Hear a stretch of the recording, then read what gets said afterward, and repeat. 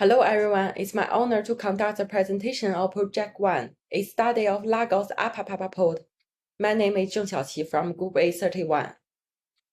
The presentation will be divided into 5 parts: background, purpose and significance, methodology, data presentation and analysis. Finally, its conclusion and results. The research background of this article is based on the fact that under the wave of economic globalization, port tariffs have become a key factor in port competition. For example, the significant increase in throughput at the Port of Los Angeles in America mentioned in the article. It seemed to be related to the new tariffs policy announced by the new presidential election in America in 2022. And the Apapa port in Nigeria is an important port in the country and is relevant to the overall economic trade of the country. The purpose and significance of this study is aimed at improving port competitiveness and ensuring sustainable revenue generation by analyzing the impact of tariffs on the ship traffic and advising policymakers on pricing strategies.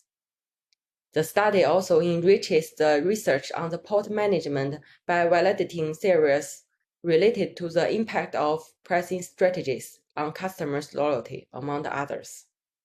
As shown in the flowchart, this is research methodology for the whole articles. Firstly, time series data collection method was used to collect port data from Apapa port for the period 1977 to 2021, with ship dues, penalty charge, and harbor dues as the independent variables, ship traffic value and total vessel tonnage as the dependent variables, and the missing value of data was filled in using calculation of the mean value, exclusion of GDP, exchange rate, and other non-significant factors that may have an impact.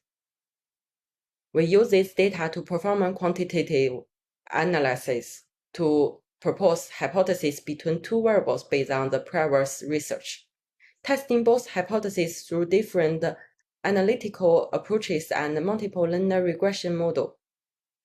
The model was evaluated and optimized using Pearson's correlation analysis, standard deviation, variance inflection coefficient, R-squares, and adjusted R-squares.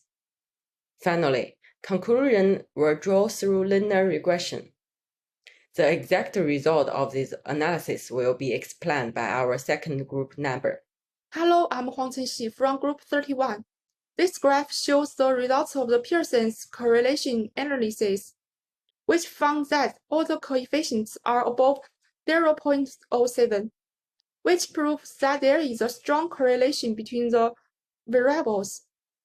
There were some in the data table during the descriptive analysis. The descriptive analysis found that the data had a large standard error and the response was unsatisfactory. This may be a result of the small sample size we took. It was found when multiple linear regression analyses were conducted. The three ship costs and ship flows had some significant and some insignificant effects on them. The insignificant variables were removed step by step, and the final conclusions were consistent with those in the original article.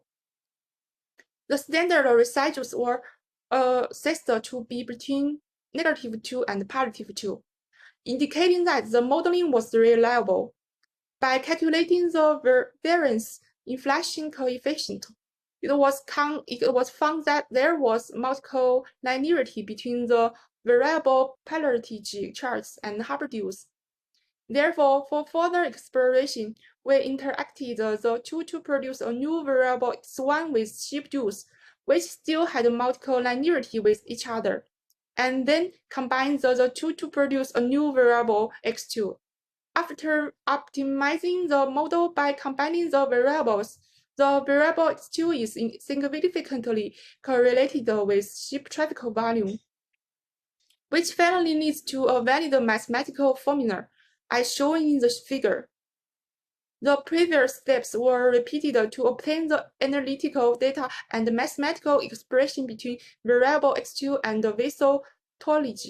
The result is shown in the figure. The study shows that regional pricing is closely linked to port revenue growth. Based on this, we put forward policy recommendations.